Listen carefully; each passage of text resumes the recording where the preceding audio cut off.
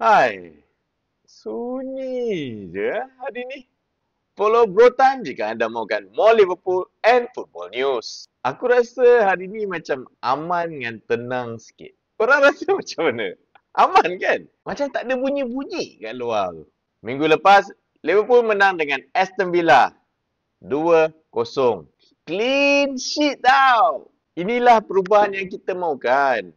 Back to basics. Gameplay macam last season as champions. Apa perbezaan dia? Kita main pressing again.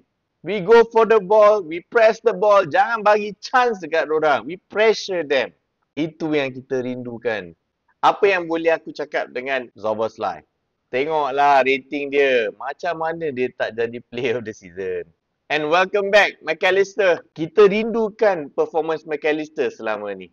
Dia pun main mantap. Siapa yang best? Mo Salah tu. Ambil kau. Tahniah kepada our legend, Mo Salah.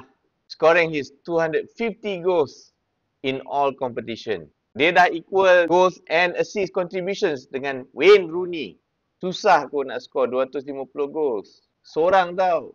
Also, it was good to see Mo Salah pressing again. Macam last season. Kita boleh nampak lah energy dia untuk press the ball, get the ball back. Tapi dalam banyak-banyak ni, Mamat ni lah yang buat paling banyak perbezaan dalam gameplay kita versus Villa. Dengan adanya Robo ni, defense kita nampak confidence, nampak compose. Konate dengan Van Dijk tu nampak tenang. Dia akan membawakan confidence kepada tim.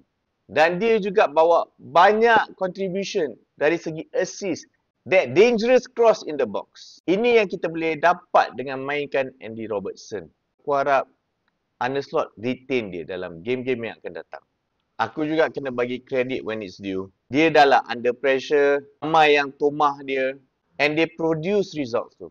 Arne Slot aku rasa dia dah dengar keluhan fans dan dia mainkan players yang patutnya dimainkan dan stick to the game plan yang sebelum ni it has worked.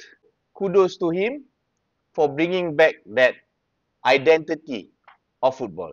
Dan aku harap dia teruskan dengan game plan ni. Jangan kau nak tukar-tukar lagi dah. Cuma kalau aku nak ambil satu benda yang aku tak puas hati is that dia tak gunakan all dia punya substitutions lah. Kita enjoy dulu kemenangan ni.